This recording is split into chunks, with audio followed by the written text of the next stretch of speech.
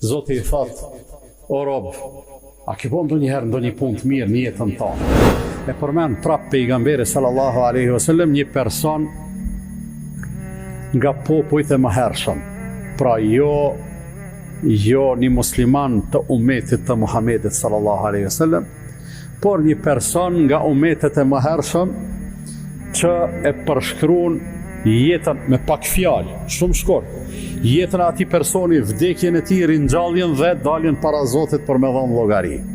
Dhe thot pejgamberi sallallahu alaihi wasallam, një njeri i cili ka jetuar dhe ka vdekë dhe është ringjall, ka dalë para Allah dhe Allahu u thot me laçeve, këshyrni regjistrat e këtij robit tem, apo gjeni ndaj punë të mirë. Ata thonë, o Zot, kur një të mirë nuk po e gjejmë. Zoti i thot, o rob, a ke bo ndonjëherë ndonjë punë të mirë në jetën tënde? Thotë Allah, nuk kam bo vepra të mira. Veç një shprehi e kom pas në jetë, ndoshta që ajo më gjindet sot. Ajo shprehia ime ka qenë se prej asoj pasunie me cilën tim ke begatu, më ke dhonë pasuni. Njerëzit kanë pas nevoj me ardhë me lyp hua të onë, me marë hua. Edhe kur kanë ardhën ju kom dhonë, se e kom ditë se është mirë me i sliru njerëzit që janë zatë. Pastaj kur ka ardhë koha e kthimit të huas, ose kthimit të borgjeve, thot kur i kom qu djemt me e lyp hakun tim, ju kom thonë, shkoni të filoni, nëse i ka ranet, let në e kthen borgjin. Nëse si ka ranet, thuni, apo dhën hala afat deri sa të shlirohesh, po nëse e shihni që hiç s'munët, s'ka ka mi anxhit, faljani. Tha, kur i kom qut djemt që shtu me lyp borxhin, ju kom thonë, faljani, ndoshta Allahu na e fal neve. Edhe Allahu i madhruar i thot, e po ti që ke menu që unë të fali, unë gjithçysh kam me të falë. Ti që ke vepru me kaq mëshirë dhe zemërgjërsi me robrit e mi, unë gjithçysh ty kam me të trajtu me ma shumë mëshirë dhe me ma shumë mirësi.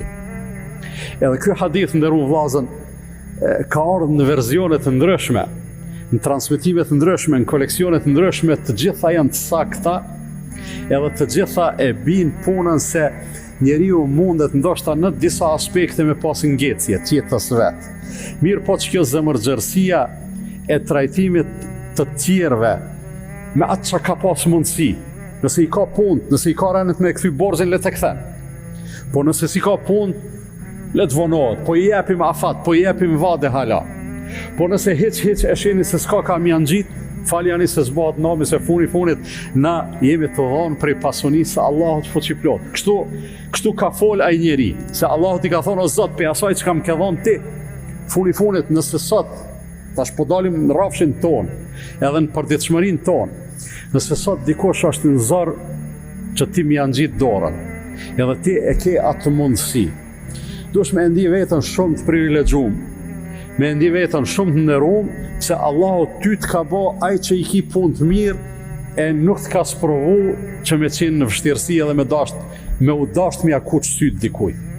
Do të thonë, seni i parë kur dikush ta troket derën, që këtë do të me thëra në menë, me thonë o Zot, ty të falenderoj që mu nuk më ke bo fukara, nuk më ke bo me konë jeta e me vështirë, mos me ditë ka hmja majtë. Edhe kjo me automatizëm është përparsi, fundja një mirësi që kime e bo prej pasunisë që Allah i madhruar të ka dha.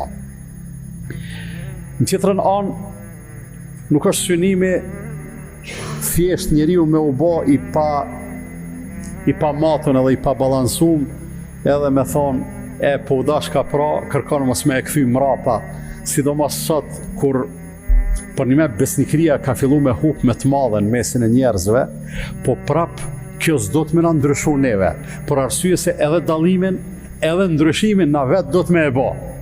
Na themi, para 40 vjetëve, nëse ke shku të dikosh me lyp bargj, nuk të ka kthy, nuk të ka refuzu, edhe nëse s'ka pas, ka shku i gazet dikon për me të çliru ty. Edhe është e vërtet, besoj që ton e majnë men, ton, po menoj kush është i moshës, e majnë men një gjotë tjerë.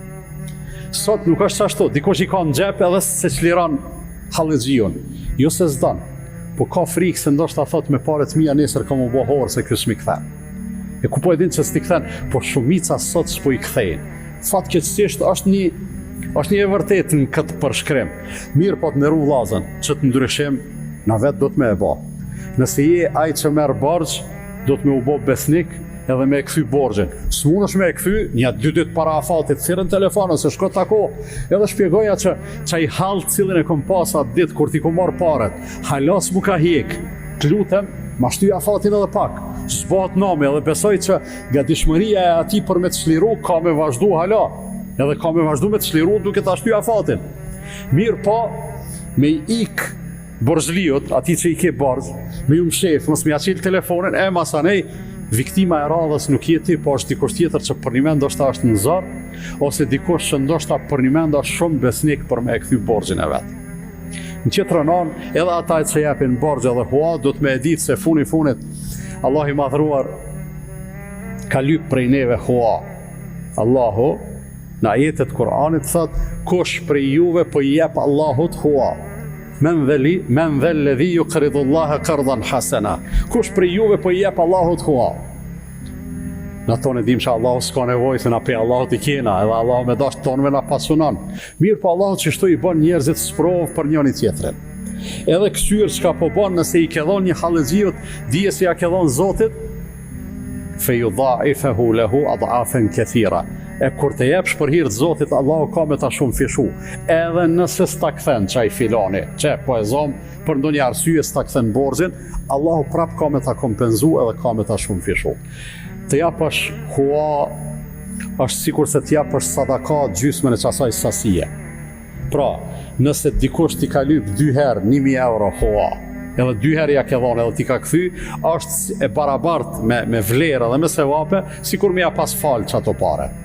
Ose nëse 2 vet ti kanë lyp, sikur më ja pas fal njëri. Ka vlerë kjo punë. Pse? Për arsye se nganjëherë ngushtohet në çast, masanej çlirohet, po në çast do të më u gjind te. Andaj të merru